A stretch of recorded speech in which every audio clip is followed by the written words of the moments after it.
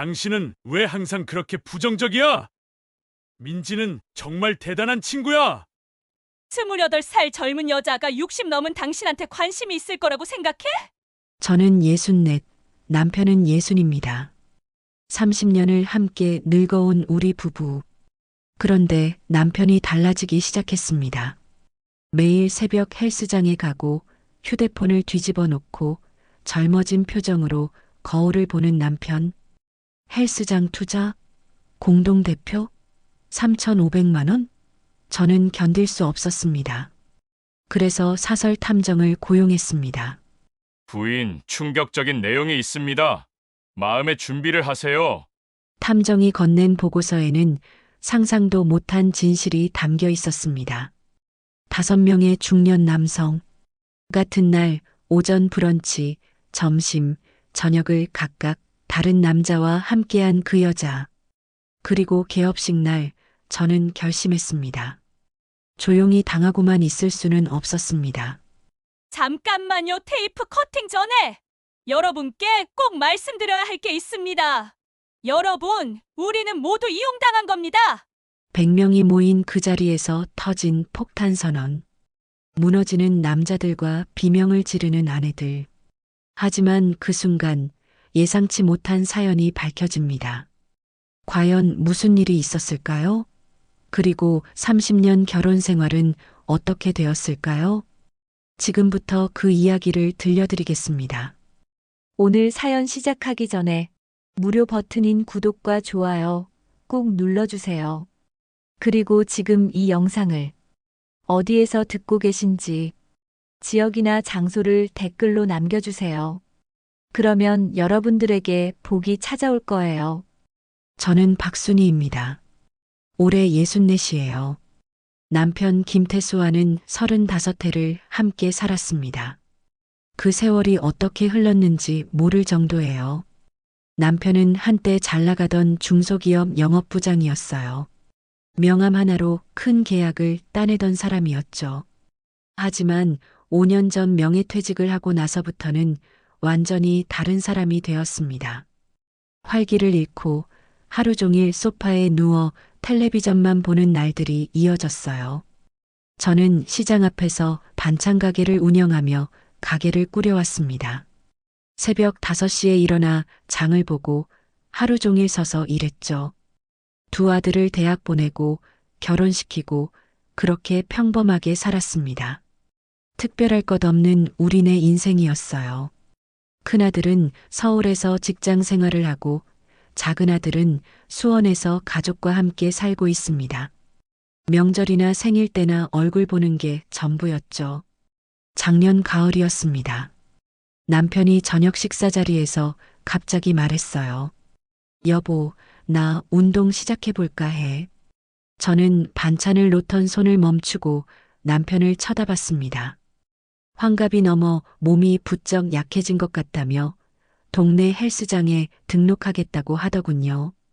저는 오히려 좋았어요. 집에서 소파에만 누워 계시던 분이 뭐라도 하시겠다니까요. 좋지, 건강 챙겨야지. 나도 관절이 안 좋은데 같이 다닐까? 제가 물었습니다. 남편은 고개를 저었어요. 아니야, 당신은 가게 일도 바쁘잖아. 내가 먼저 다녀보고 괜찮으면 그때 같이 하자고. 그렇게 남편은 집 근처 라이프 피트니스라는 헬스장에 등록했습니다. 처음엔 별 생각 없었어요. 그저 남편이 건강해졌으면 하는 마음뿐이었습니다.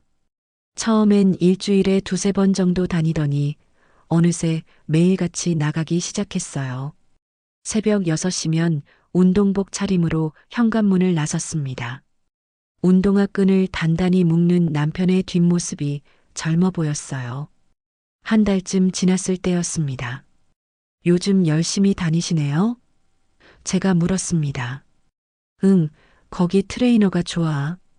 젊은 친구인데 운동을 정말 잘 가르쳐줘. 덕분에 몸이 많이 좋아졌어. 남편 얼굴에 활기가 돌았습니다. 몸도 눈에 띄게 달라졌어요. 처진 뱃살이 조금씩 들어가고 어깨가 펴졌습니다. 거울 앞에서 옷을 입어보는 남편의 모습도 자주 보였죠. 심지어 헤어젤까지 바르기 시작했습니다. 좋은 일이라고만 생각했어요. 남편이 건강해지고 자신감을 되찾는 게 나쁠 리 없잖아요.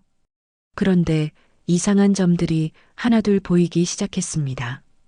휴대폰을 항상 뒤집어 놓고 화장실 갈 때도 들고 가요. 저녁 먹다가도 카톡 소리가 나면 화들짝 놀라며 확인합니다. 전화가 오면 자리에서 일어나 베란다로 나가 통화하곤 했어요. 목소리를 낮춰서 무슨 이야기를 하는지 들리지 않았습니다. 누구한테 연락 그렇게 자주 와? 제가 물었습니다. 아, 헬스장 단체 채팅방이야. 운동 친구들이랑 정보 공유하는 거. 남편의 대답이었습니다. 석연치 않았지만 의심하고 싶지 않았어요. 30년을 함께 산 사람인데 설마 그럴 리가요. 하지만 마음 한구석이 불편했습니다. 그리고 남편이 옷차림에 신경 쓰기 시작했어요. 예전엔 집에서 추리닝만 입고 다니던 사람이 이제는 외출할 때마다 깔끔한 운동복을 챙겨 입었습니다. 그러던 어느 날 남편이 조심스럽게 말을 꺼냈습니다. 저녁 식사를 마치고 설거지를 하려는데 남편이 제 손을 잡았어요. 여보, 사실은 말이야. 내가 헬스장 사업에 투자를 좀 하려고. 저는 손에 들고 있던 그릇을 놓았습니다. 뭐? 무슨 헬스장? 남편은 말을 이었어요. 우리 트레이너 민지라고 했지? 그 친구가 독립해서 체육관을 차리려는데 내가 공동 투자자로 들어가기로 했어. 머리를 한 대 맞은 것 같았습니다. 가슴이 철렁 내려앉았어요. 당신 지금 정신이 있어요? 나이 60에 무슨 헬스장 투자를? 돈은 어디서 나는데? 제 목소리가 떨렸습니다. 퇴직금 일부하고 예금 좀 깨면 돼. 민지가 사업 계획서도 다 만들었어. 요즘 시니어 운동 시장이 뜨고 있다잖아. 충분히 가능성 있어. 남편은 오히려 자신감 있는 목소리로 말했어요. 민지. 그 이름을 처음 들었을 때부터 가슴 한쪽이 무거웠습니다. 28살이라던 그 젊은 트레이너. 60이 넘은 남편이 그 젊은 여자의 사업에 투자한다고요? 게다가 공동 투자자라니요. 저는 그날 밤 잠을 이룰 수 없었습니다. 남편은 코를 골며 편안히 자고 있었지만 저는 천장만 바라보며 뜬 눈으로 밤을 샜어요. 30년을 함께 살면서 이런 불안감을 느낀 건 처음이었습니다. 새벽 4시쯤 되어서야 겨우 잠이 들었어요. 악몽을 꾸었습니다. 남편이 젊은 여자와 손을 잡고 어디론가 사라지는 꿈이었어요. 저는 그들을 쫓아가려 했지만 다리가 움직이지 않았습니다.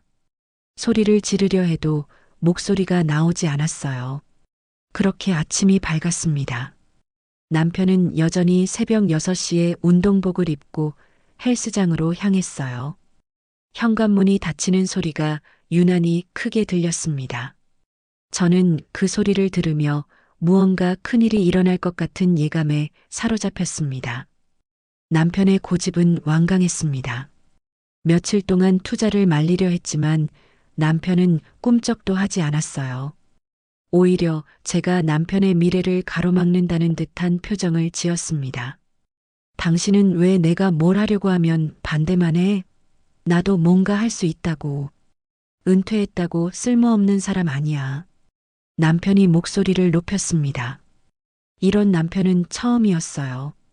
30년 결혼 생활에서 남편이 저한테 화를 낸 적은 손에 꼽았거든요.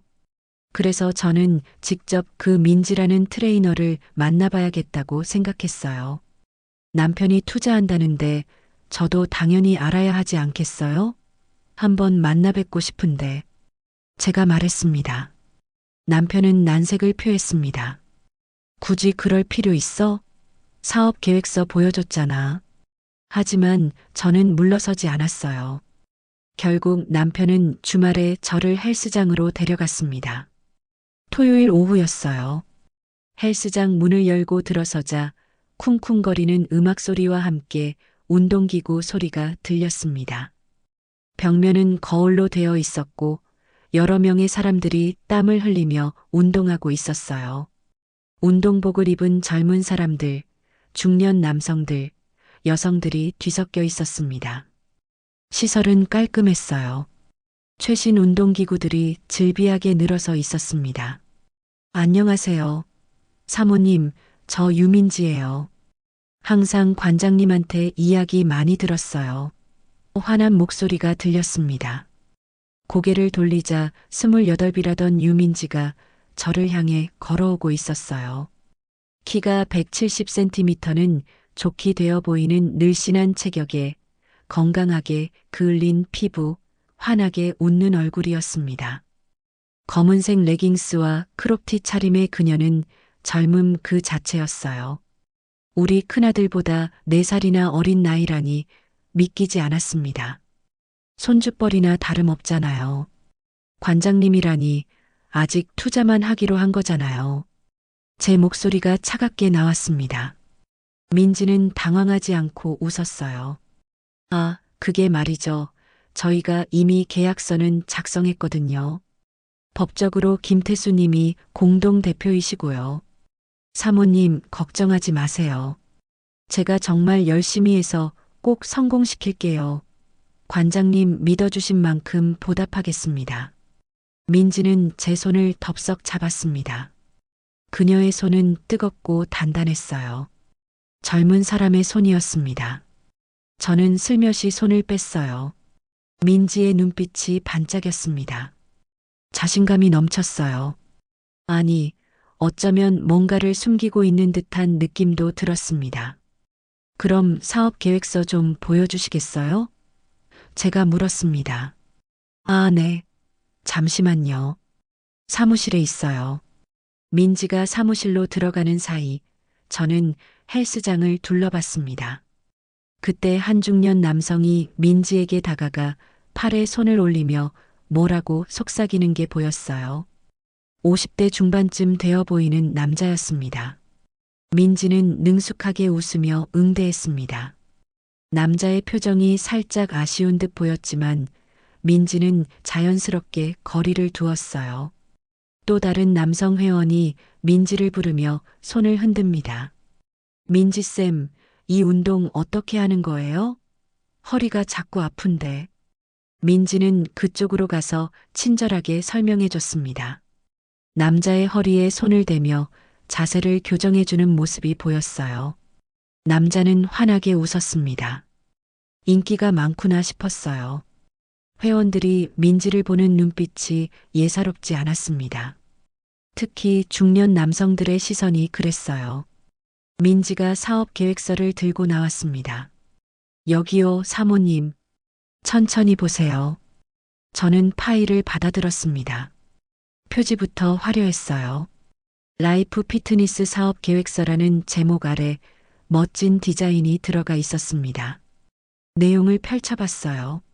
시니어 운동 시장 분석, 예상 수익률, 투자 회수 기간까지 상세하게 적혀 있었습니다. 숫자들이 빼곡했어요. 월 예상 매출 2천만 원, 순이익 500만 원, 1년 안에 투자금 회수 가능이라는 내용이었습니다. 그럴듯했어요. 하지만 뭔가 석연치 않은 느낌이 들었습니다. 여자의 직감이라고 할까요? 숫자는 완벽했지만 뭔가 빠진 것 같았어요. 진심이 느껴지지 않았습니다. 투자금은 얼마나 받으신 거예요? 제가 물었습니다. 아, 총 6천만 원 정도요. 관장님께서 3,500만 원 투자해 주셨고 나머지는 제 자금이에요. 민지가 대답했습니다. 3,500만 원. 우리 노후 자금의 상당 부분이었습니다. 가슴이 답답했어요. 다른 투자자는 없나요? 제가 다시 물었습니다. 아니요, 관장님이 유일한 투자자세요. 그래서 공동대표로 모신 거고요. 민지의 대답이었습니다. 그 말에 남편이 어깨를 으쓱했어요. 자랑스러워하는 표정이었습니다. 집에 돌아와 남편에게 물었습니다. 당신 그 친구 나이가 몇이라고 했죠? 남편은 거실 소파에 앉아 텔레비전을 보고 있었어요. 28. 왜? 저는 한숨을 쉬었습니다. 28이면 우리 큰애보다 4살 어리네요. 손주뻘 아니에요?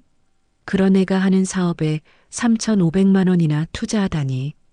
남편의 표정이 굳었습니다. 그게 뭐 어때서? 요즘은 능력 있으면 나이가 문제가 아니잖아. 당신은 왜 그렇게 부정적으로만 생각해? 민지는 정말 대단한 친구야. 트레이너 자격증도 여러 개 있고 경영학도 공부했대. 남편의 목소리에 약간의 짜증이 묻어났습니다. 이런 남편은 처음이었어요. 30년을 살면서 남편이 제게 짜증을 낸 적은 거의 없었거든요. 그날 밤 잠이 오지 않아 뒤척이다가 남편 휴대폰을 슬쩍 봤습니다. 남편은 코를 골며 자고 있었어요. 비밀번호는 우리 결혼기념일이었습니다. 6월 12일. 예전 그대로였어요. 손이 떨렸지만 카톡을 열었습니다. 민지 트레이너와의 대화가 가득했어요. 스크롤을 내리자 수백 개의 대화가 나왔습니다. 관장님, 오늘도 운동 열심히 하셨어요? 역시 우리 관장님은 달라요. 민지의 메시지 뒤에는 팔 근육 이모티콘이 붙어 있었습니다.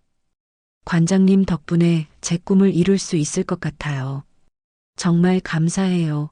기도하는 손 이모티콘과 함께 하트가 붙어 있었어요. 관장님은 정말 멋진 분이세요. 나이가 믿기지 않아요. 또 다른 하트 이모티콘이 보였습니다. 그리고 남편의 답장들이 보였습니다. 민지 씨 덕분에 내가 다시 살아나는 것 같아요. 고마워요. 민지 씨는 정말 대단한 사람이야. 나이도 어린데 이렇게 꿈이 있다니. 응원할게요. 오늘 저녁 뭐 먹었어요?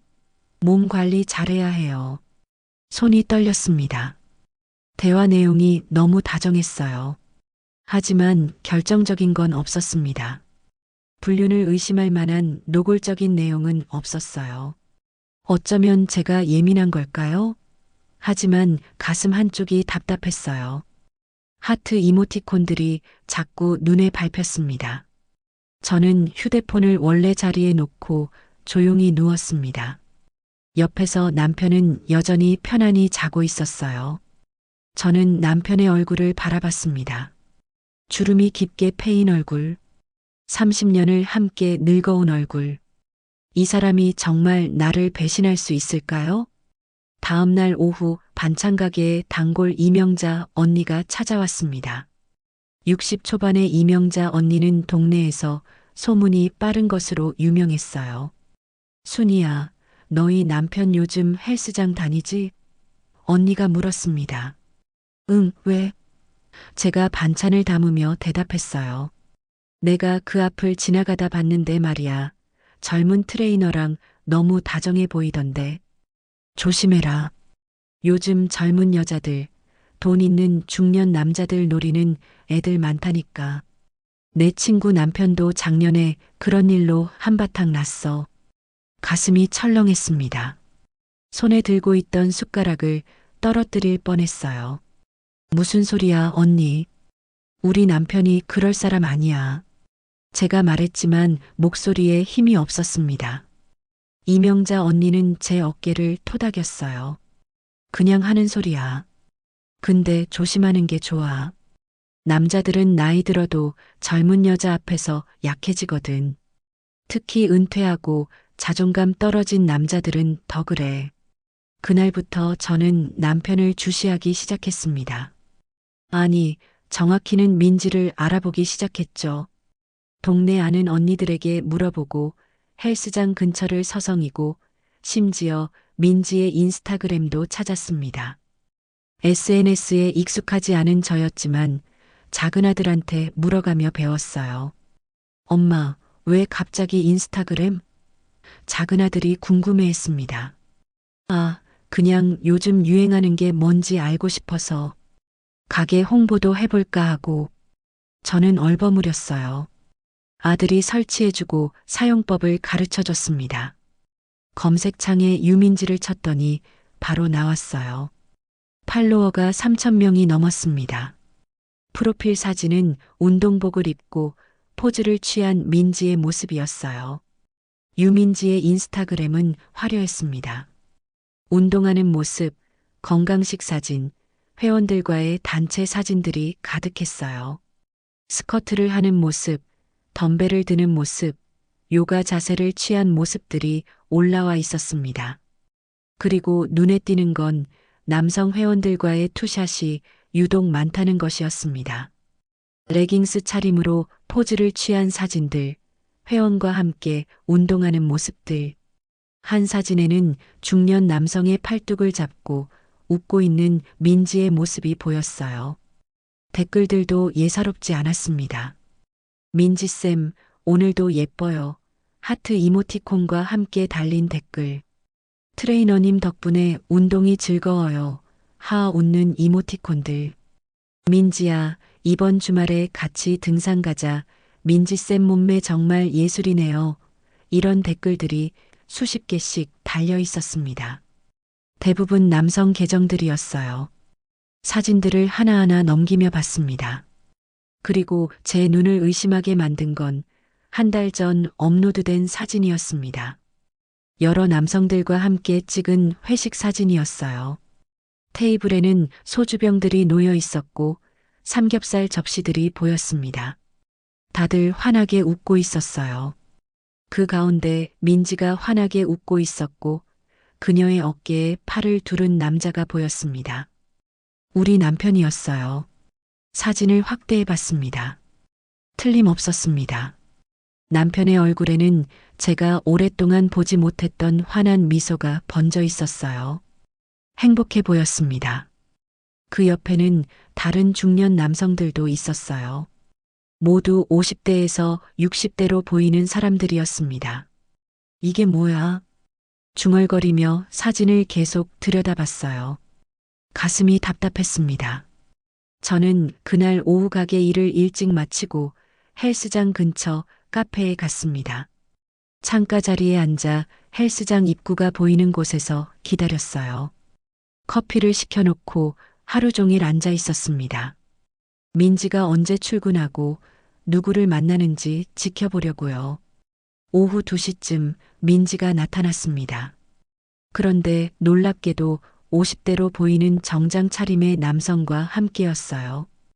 두 사람은 헬스장 앞에서 잠깐 이야기를 나눴습니다. 남자가 민지에게 뭔가를 건넸어요. 작은 상자 같았습니다. 민지는 받아들고 환하게 웃었어요. 남자가 민지의 허리에 손을 올리자 민지는 살짝 몸을 피하면서도 웃었습니다. 그 미소가 묘하게 익숙한 느낌이었어요. 남편한테 짓던 그런 미소였거든요.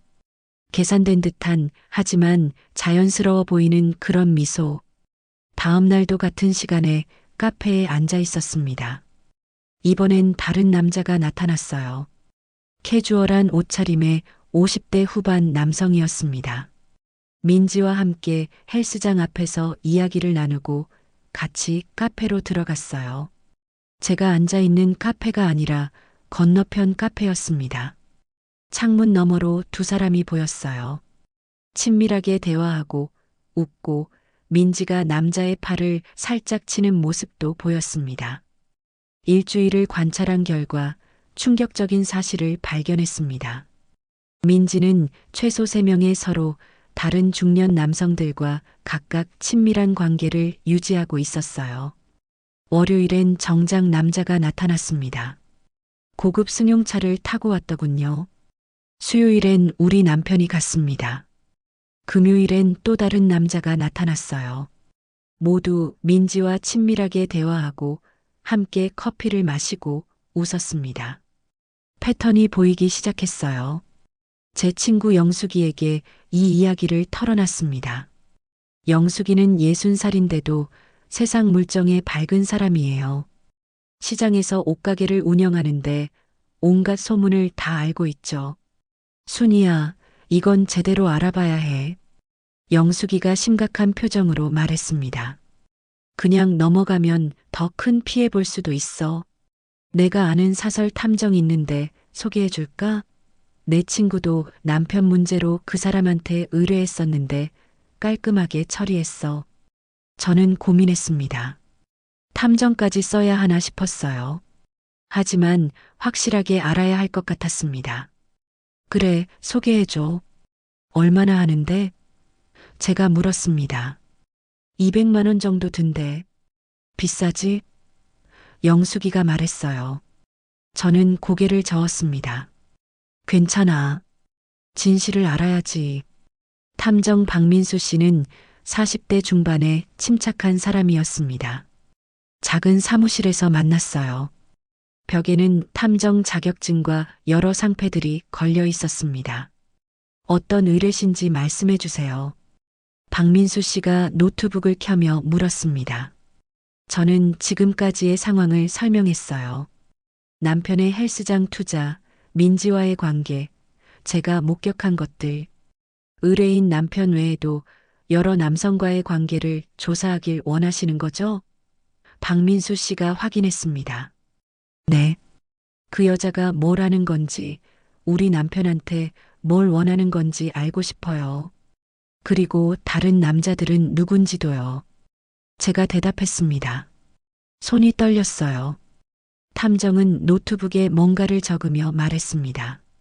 2주일 정도 시간이 필요합니다. 비용은 200만 원입니다. 성금으로 절반, 보고서 전달 시 나머지 절반 받습니다. 저는 고개를 끄덕였어요. 반찬 가게에서 모아둔 돈이 있었습니다. 2주일이 정말 길게 느껴졌습니다. 매일매일이 고문 같았어요. 남편은 여전히 헬스장을 다녔고 저는 남편을 보는 게 힘들었습니다. 밥을 차려줄 때도 설거지를 할 때도 텔레비전을 함께 볼 때도 마음이 무거웠어요. 2주일 후 탐정에게서 연락이 왔습니다. 부인, 만나 뵙고 이야기해야 할 것 같습니다. 목소리가 무거웠어요. 저는 다시 사무실로 갔습니다. 박민수 씨는 두꺼운 파일을 제 앞에 놓았어요. 먼저 말씀드리는데 충격적인 내용이 있습니다. 마음의 준비를 하시는 게 좋겠습니다. 저는 숨을 깊이 들이마셨습니다. 괜찮아요. 말씀하세요. 파일을 열었습니다. 유민지, 28세. 그녀는 최소 5명의 중년 남성들과 동시에 친밀한 관계를 유지하고 있었습니다. 모두 50대 후반에서 60대 초반, 경제적으로 여유가 있는 남성들이었어요. 그들에게서 각각 헬스장 투자금 명목으로 3천만 원에서 5천만 원씩 받아냈고 일부에게는 명품 가방, 시계, 심지어 자동차까지 선물 받았다는 증거가 있었습니다. 사진들이 나왔어요. 민지가 서로 다른 남자들과 레스토랑에서 식사하는 사진, 호텔 로비에서 찍힌 사진, 차 안에서 대화하는 사진들이었습니다. 각 남자들의 신상 정보도 적혀 있었어요. 김재훈, 58세, 전직 공무원. 박성민, 60세, 중소기업 대표. 최준호, 56세, 은퇴교사. 박준석, 62세, 의사. 그리고 우리 남편 김태수, 60세, 은퇴 직장인. 이건 사기잖아요. 제가 떨리는 목소리로 말했습니다. 법적으로는 애매한 부분이 있습니다. 탐정이 설명했어요. 투자 계약서도 실제로 작성되어 있고 헬스장 개업도 실제로 준비 중이거든요. 다만 투자자들이 각자 자신만이 특별한 관계라고 착각하게 만든 정황은 명확합니다. 이 여성은 각 투자자에게 서로 다른 이야기를 했어요. 탐정은 서류 몇 장을 더 내밀었습니다. 특히 이분, 그리고 의뢰인 남편 김태수 씨가 각각 공동대표로 등록되어 있습니다. 셋 다 모르고 있는 거죠. 사업자 등록증을 3장이나 만들었습니다. 3명이나 공동대표라고요? 제가 놀라 물었습니다. 네, 서로 다른 계약서를 작성했습니다. 법적으로 큰 문제가 될 소지가 있어요. 사기죄로 고소할 수 있는 부분도 있습니다. 저는 그 자리에서 울음을 터뜨렸습니다. 눈물이 멈추지 않았어요. 탐정은 조용히 티슈를 건넸습니다. 부인, 진정하세요. 이제 어떻게 하실 계획이신가요? 저는 눈물을 닦으며 생각했습니다. 어떻게 해야 할까요? 남편한테 당장 이야기해야 할까요? 아니면 다른 방법이 있을까요? 머릿속이 복잡했습니다. 집에 돌아와서도 남편에게 아무 말도 하지 못했습니다. 어떻게 말을 꺼내야 할지, 어디서부터 시작해야 할지 막막했어요. 탐정이 준 파일은 옷장 깊숙한 곳에 숨겨뒀습니다. 며칠 동안 밥을 제대로 먹지 못했어요. 입맛이 없었습니다. 여보, 어디 아파? 얼굴이 안 좋은데. 남편이 걱정스러운 표정으로 물었습니다. 괜찮아요. 그냥 좀 피곤해서. 가게 일이 바빠서 그래요. 저는 대충 대답했어요. 남편을 보는 게 힘들었습니다. 30년을 함께 산 사람이 이렇게 낯설 수 있다니요. 밥을 먹을 때도, 텔레비전을 볼 때도, 잠자리에 누울 때도 가슴이 답답했습니다. 여보, 다음 주 토요일에 헬스장 개업식이야. 같이 가줄 수 있지? 남편이 상기된 얼굴로 말했습니다. 거실 탁자 위에 개업식 초대장을 펼쳐놓았어요. 금박으로 인쇄된 화려한 초대장이었습니다. 라이프 피트니스 그랜드 오픈이라는 문구가 크게 박혀 있었어요. 꽃다발도 준비하고 지인들도 좀 초대하려고. 우리 인생의 새로운 시작이야. 이 사업 성공하면 노후 걱정 없을 거야. 남편의 목소리에는 설렘이 가득했습니다. 새로운 시작이라니요. 저한테는 끝의 시작처럼 느껴졌어요. 알았어요. 갈게요. 저는 짧게 대답했습니다. 남편은 제 반응이 시큰둥한 게 불만스러운 듯 했지만 아무 말도 하지 않았어요. 그저 혼자 중얼거렸습니다.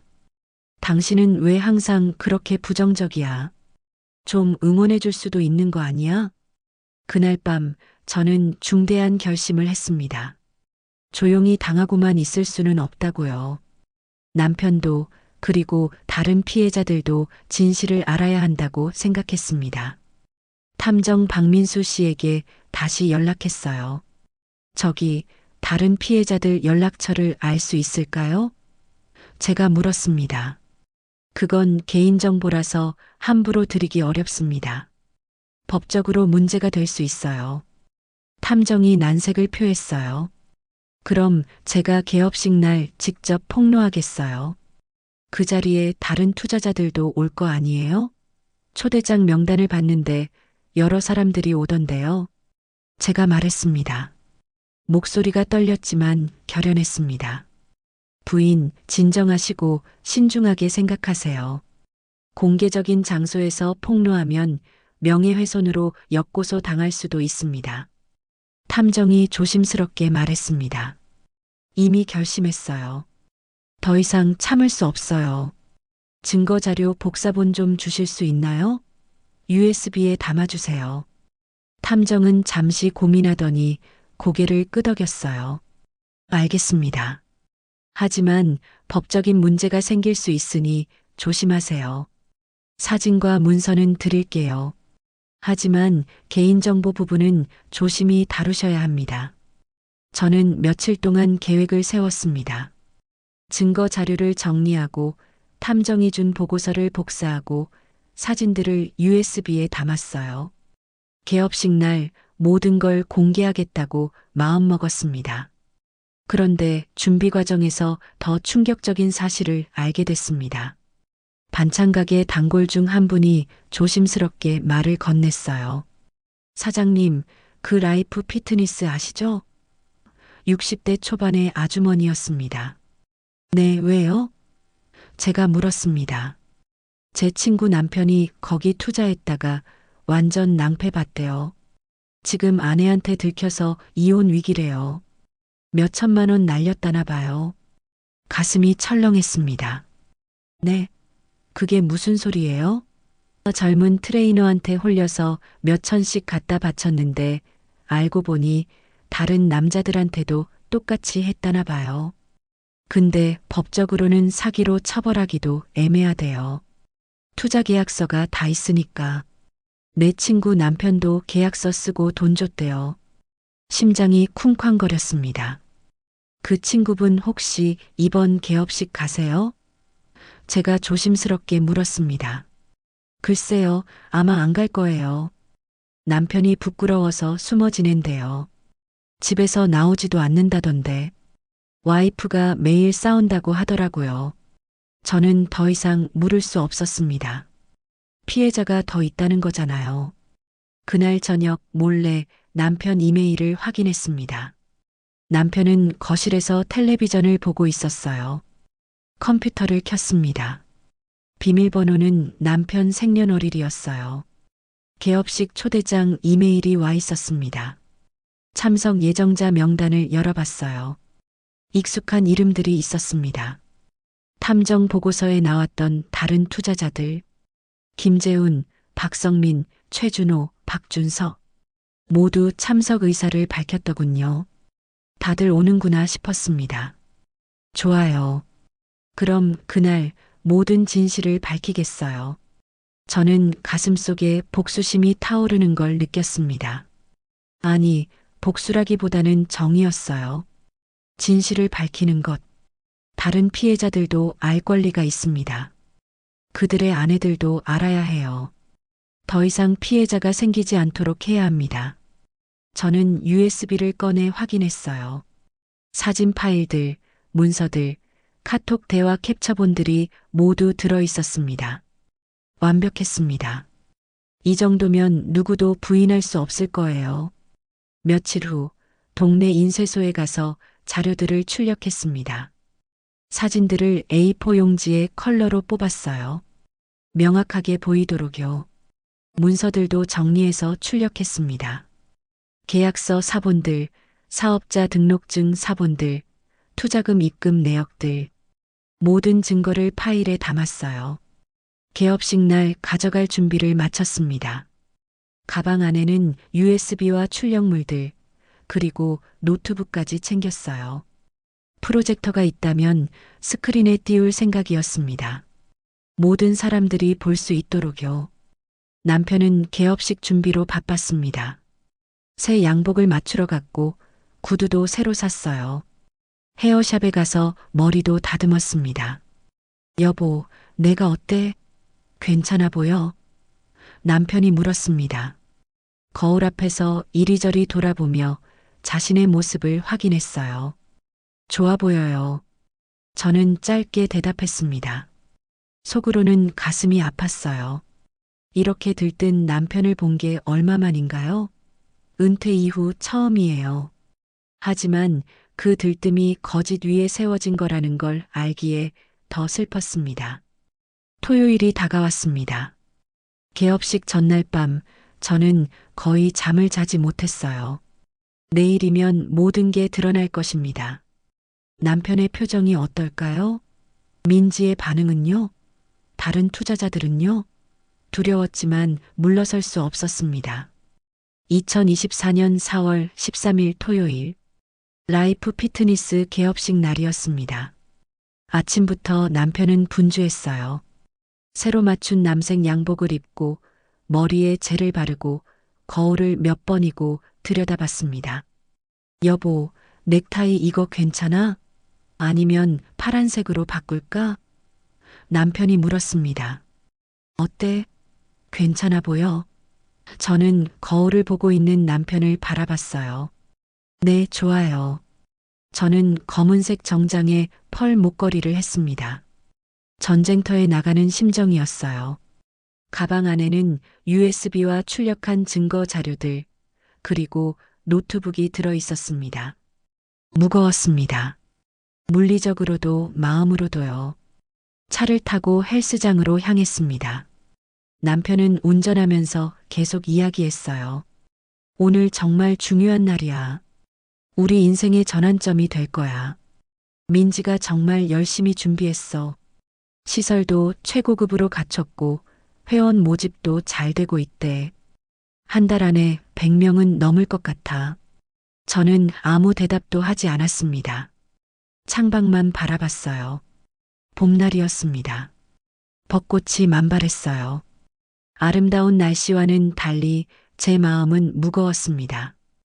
헬스장에 도착하니 이미 많은 사람들이 모여 있었습니다. 입구에는 화환들이 즐비하게 늘어서 있었어요.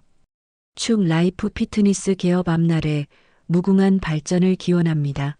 이런 문구들이 적힌 화환들이 30개는 넘어 보였습니다. 빨간 현수막이 건물 앞에 걸려 있었어요. 라이프 피트니스 그랜드 오픈이라는 문구가 크게 휘날렸습니다. 풍선 장식도 되어 있었고 입구에는 레드 카펫까지 깔려 있었어요. 생각보다 규모가 컸습니다. 관장님, 오셨어요? 민지가 환하게 웃으며 달려왔습니다. 하얀색 원피스에 머리를 단정하게 올린 모습이 마치 신부 같았어요. 화장도 진하게 했습니다. 사모님도 오셨네요. 정말 감사합니다. 오늘 꼭 성공시킬게요. 저는 차갑게 고개만 끄덕였습니다. 민지는 잠깐 제 표정을 살피더니 이내 환한 미소를 지으며 다른 손님들을 맞이하러 갔어요. 내부로 들어갔습니다. 최신 운동기구들이 가득했고 한쪽에는 샌드위치와 음료가 준비된 뷔페 테이블이 있었어요. 과일, 케이크, 각종 음료수들이 풍성하게 차려져 있었습니다. 사람들은 삼삼오오 모여 이야기를 나누고 있었어요. 대부분 50대에서 60대로 보이는 중년층이었습니다. 그때 눈에 들어온 세 남자가 있었습니다.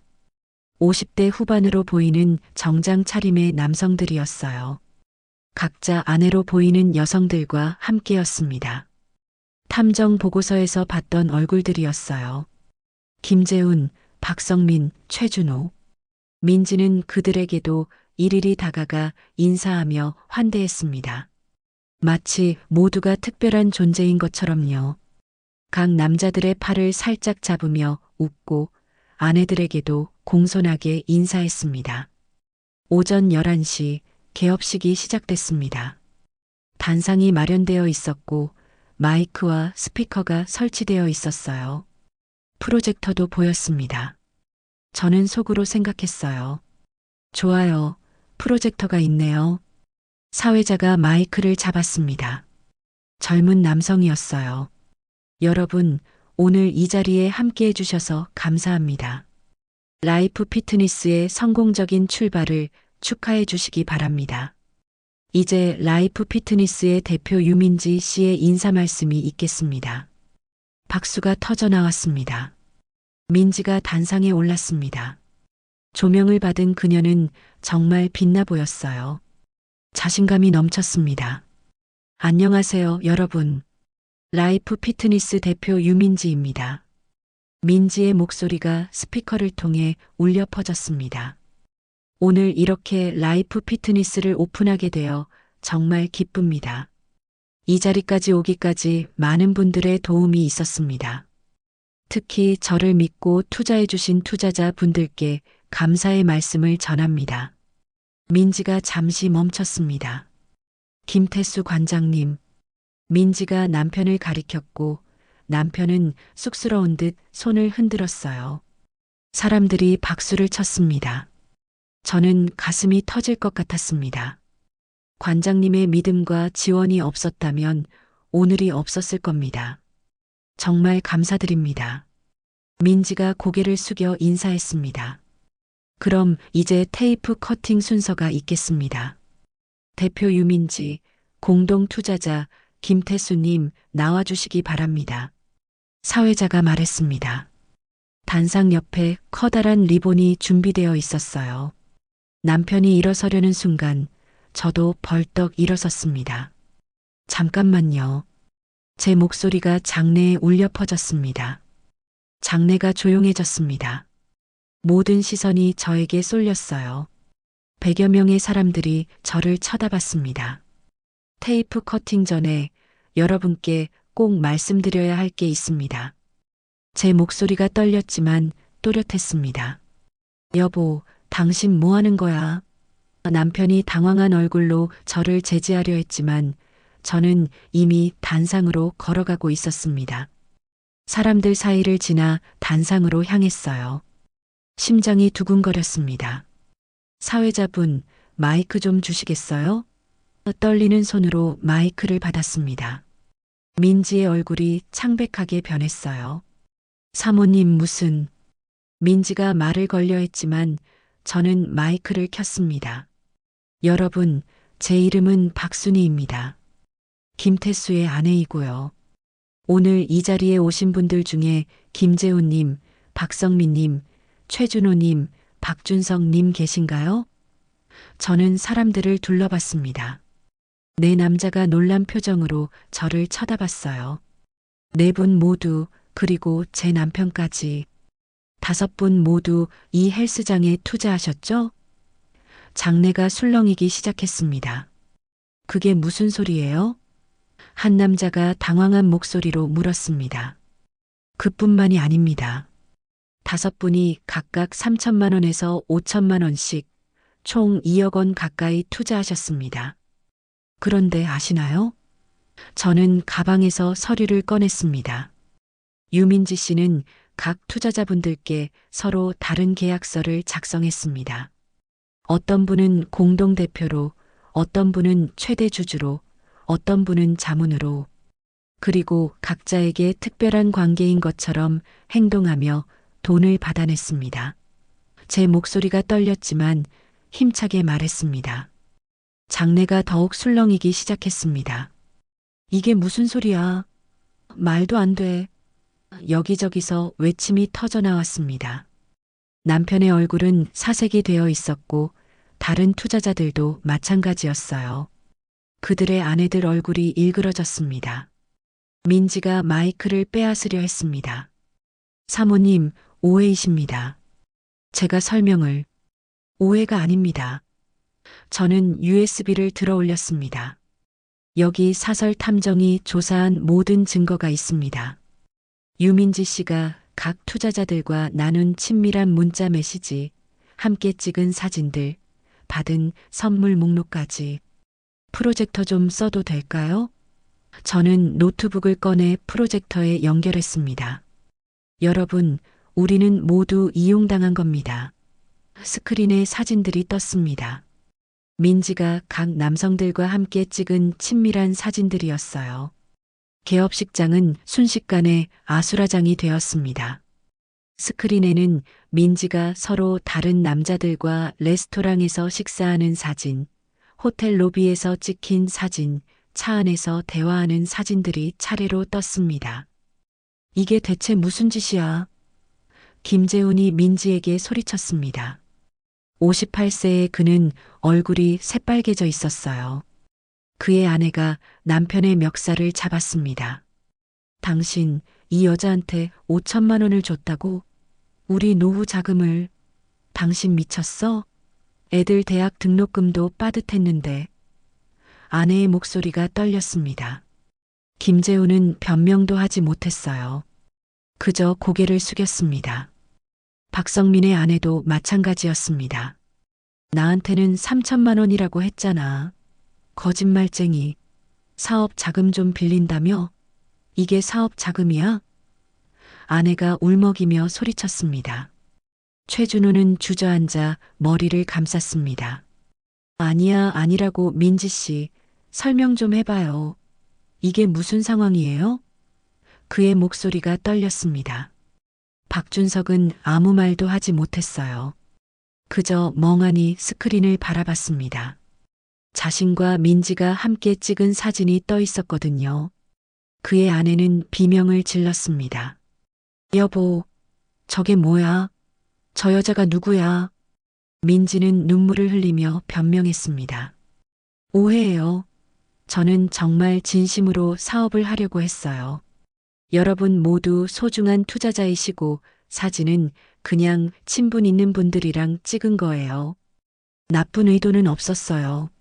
하지만 아무도 듣지 않았습니다. 소중한 투자자? 5명이나 되는 사람한테 각각 특별하다고 말한 게 진심이라고? 제가 다시 말했습니다. 저는 다음 슬라이드를 넘겼어요. 카톡 대화 캡처본들이 떴습니다. 민지가 각 남성들에게 보낸 메시지들이었어요. 김재훈 씨한테는 이렇게 보냈네요. 관장님은 제가 만난 분 중에 가장 멋진 분이에요. 관장님이 아니었으면 전 꿈도 못 꿨을 거예요. 제가 읽어나갔습니다. 박성민 씨한테는요. 관장님 같은 분을 만나 정말 행운이에요. 관장님은 제 인생의 멘토세요. 사람들이 웅성거렸습니다. 최준호 씨한테는 이렇게요. 관장님만 믿고 있어요. 관장님이 있어서 전 힘이 나요. 저는 계속 읽었습니다. 스크린에는 하트 이모티콘들이 가득한 대화창들이 떴어요. 이것 좀 보세요. 같은 날 민지 씨는 오전엔 김재훈 씨와 브런치를, 점심엔 제 남편과 점심을, 저녁엔 박성민 씨와 저녁을 함께 했습니다. 저는 날짜가 찍힌 사진들을 보여줬어요.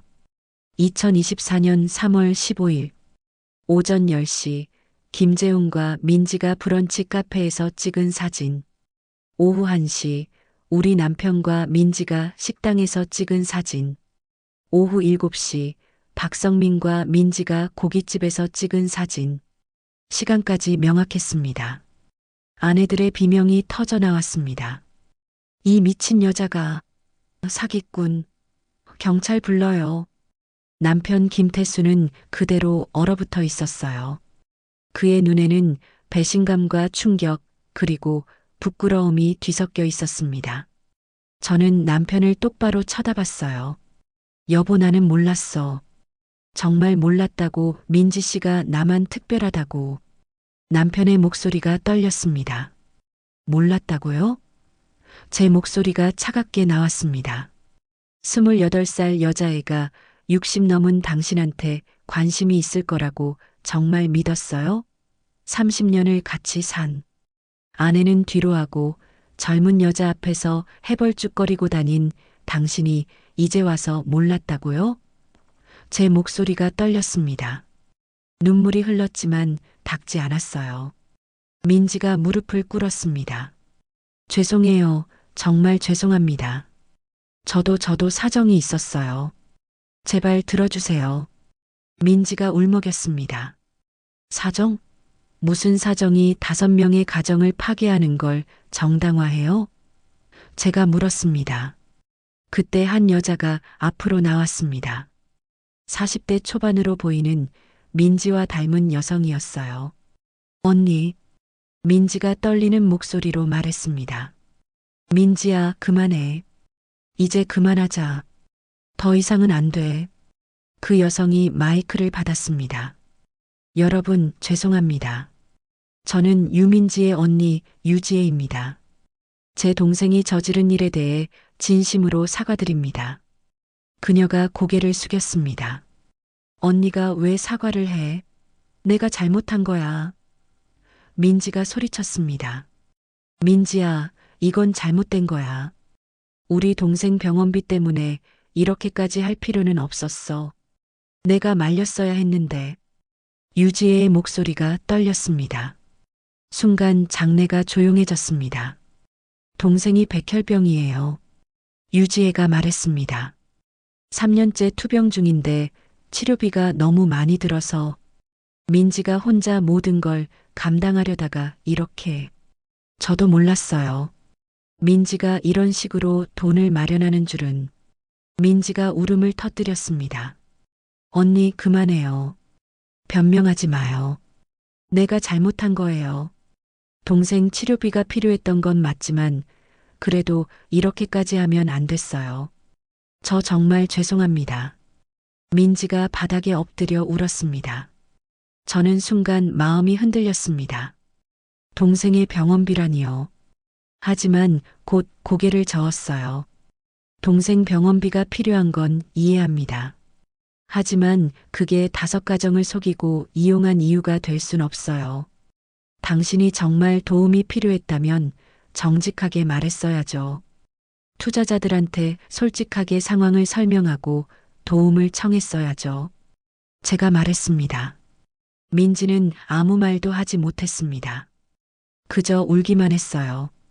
그때 누군가 경찰을 불렀습니다. 10분 후 경찰이 도착했습니다.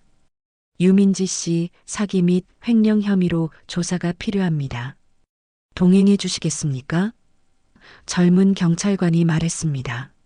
민지는 고개를 끄덕였습니다. 경찰관이 수갑을 꺼냈어요. 수갑이 채워지는 순간 민지는 저를 똑바로 쳐다봤습니다. 사모님, 정말 죄송합니다. 하지만 한 가지만 말씀드리고 싶어요. 관장님은 정말 좋은 분이세요. 그 점만은 거짓이 아니었어요. 관장님을 이용한 건 맞지만 관장님이 좋은 분이라는 건 진심이었어요. 저는 대답하지 않았습니다. 민지는 경찰차에 실려갔습니다. 사람들은 하나둘 헤어지기 시작했어요. 화환들만 남아 쓸쓸하게 서 있었습니다.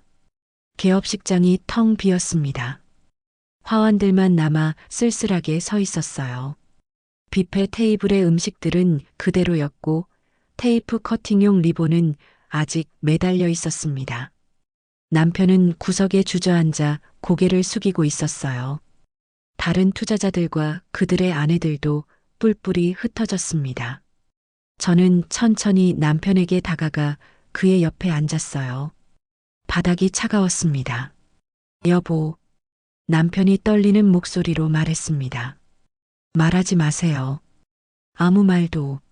저는 짧게 말했습니다. 우리는 한참을 말없이 앉아 있었습니다. 30년 결혼 생활에서 가장 길고 무거운 침묵이었어요. 시간이 얼마나 흘렀는지 모르겠습니다. 햇빛이 창문을 통해 들어왔다가 기울어 갔어요. 미안해, 정말 미안해. 남편이 드디어 입을 열었습니다. 나는 그냥 다시 젊어진 기분이 좋았어. 누군가 나한테 관심을 가져주고 필요로 한다는 느낌이 좋았어. 은퇴하고 나서 나는 쓸모없는 사람이 된 것 같았거든.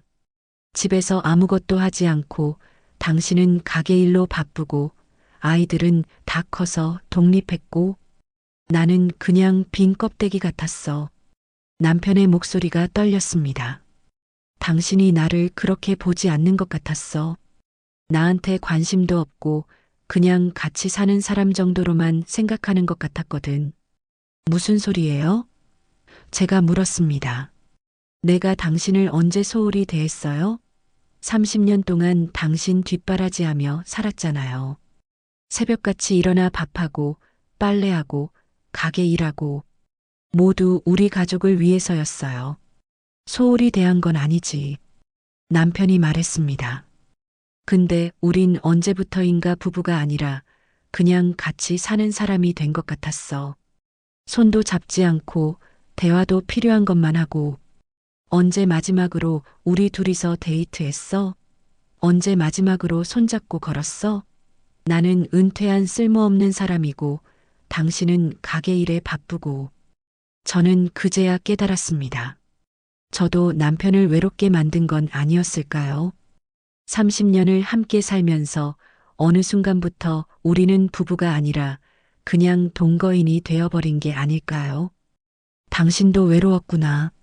제가 중얼거렸습니다. 변명이 아니야. 남편이 말했습니다. 내가 잘못한 거 맞아. 나이 먹어서 철이 없었어. 젊은 여자가 날 좋아한다는 착각에 빠져서 바보같이 3,500만 원이나 날리고 당신한테 이런 창피를 주고 나는 정말 한심한 인간이야. 남편이 울기 시작했습니다. 60 넘은 남자의 눈물이었어요. 어깨가 들썩였습니다. 처음 보는 광경이었어요. 결혼하고 30년 동안 남편이 우는 걸 본 적이 없었습니다. 저도 눈물이 났습니다. 분노와 배신감, 그리고 그 밑에 깔린 슬픔과 아픔이 한꺼번에 밀려왔어요. 당신, 나한테 아직도 사랑이 남아있어요? 제가 물었습니다.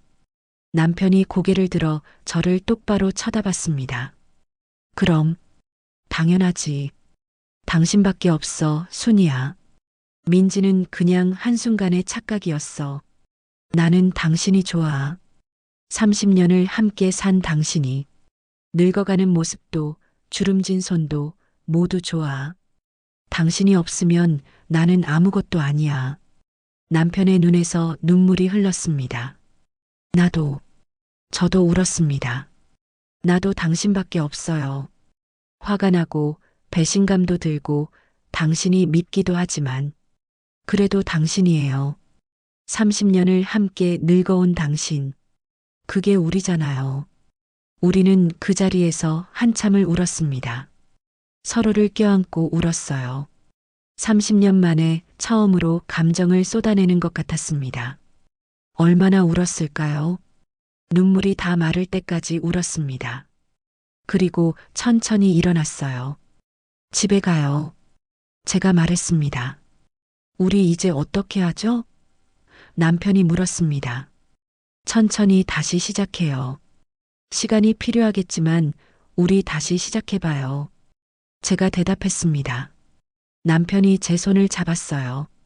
오랜만에 잡는 남편의 손이었습니다. 따뜻했어요. 며칠 후 다른 피해자 부부들과 만났습니다. 김재훈 부부, 박성민 부부, 최준호 부부, 박준석 부부. 모두 저희와 비슷한 나이대의 부부들이었어요. 동네 카페에서 만났습니다. 모두 지친 표정이었습니다. 법적으로는 사기죄가 성립하기 애매하다고 하더라고요. 김재훈이 한숨을 쉬었습니다.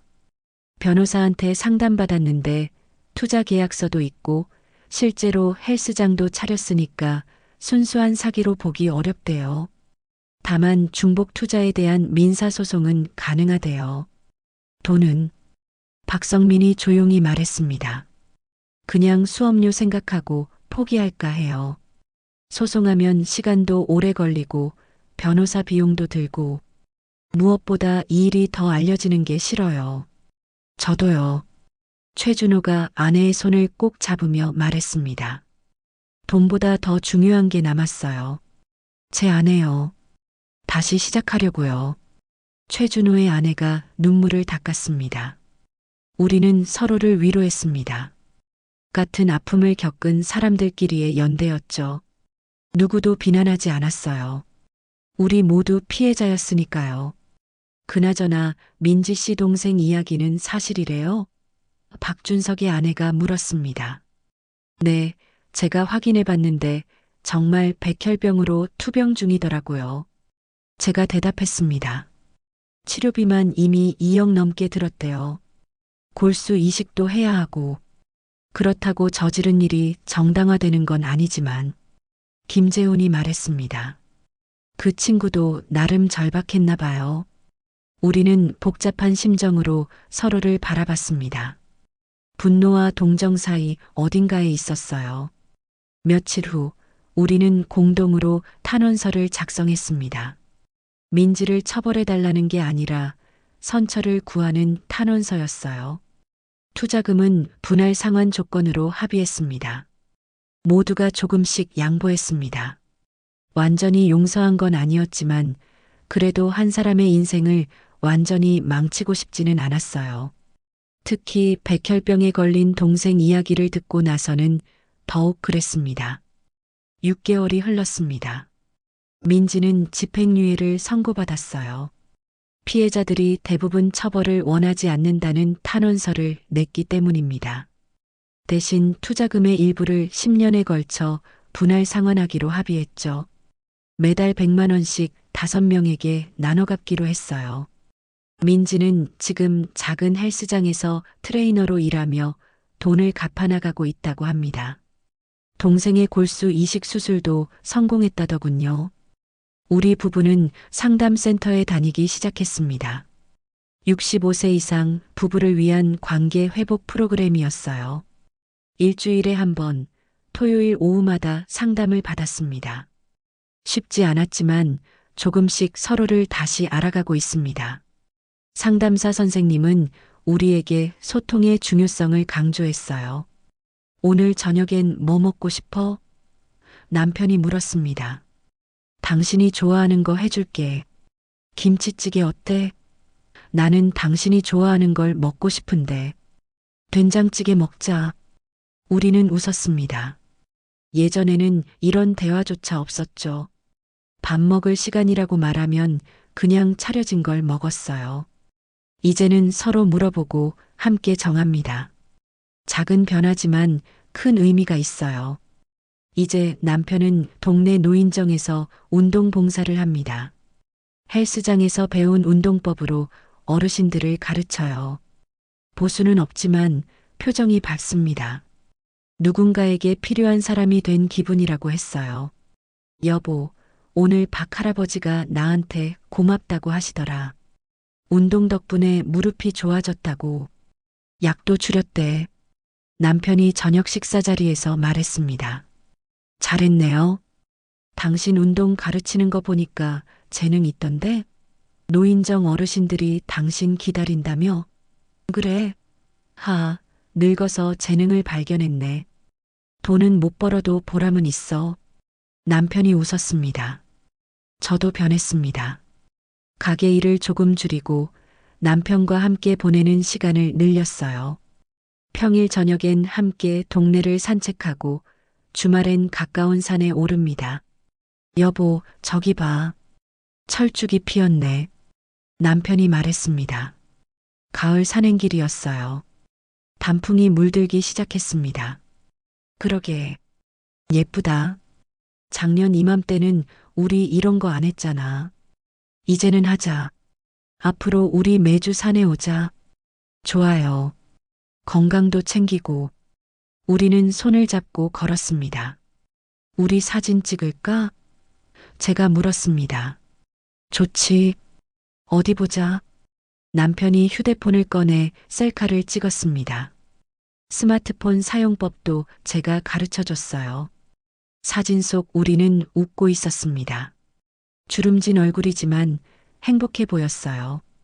어느 날 민지에게서 편지가 왔습니다. 손편지였어요. 요즘 젊은 사람들은 편지를 잘 안 쓴다던데 정성스럽게 쓴 편지였습니다. 사모님, 관장님께 정말 죄송합니다. 제가 저질렀던 일들을 평생 후회하며 살 것입니다. 동생이 최근 골수 이식에 성공했습니다. 아직 완전히 회복된 건 아니지만 의사 선생님이 희망적이라고 하셨어요. 완쾌되려면 아직 1년은 더 걸린대요.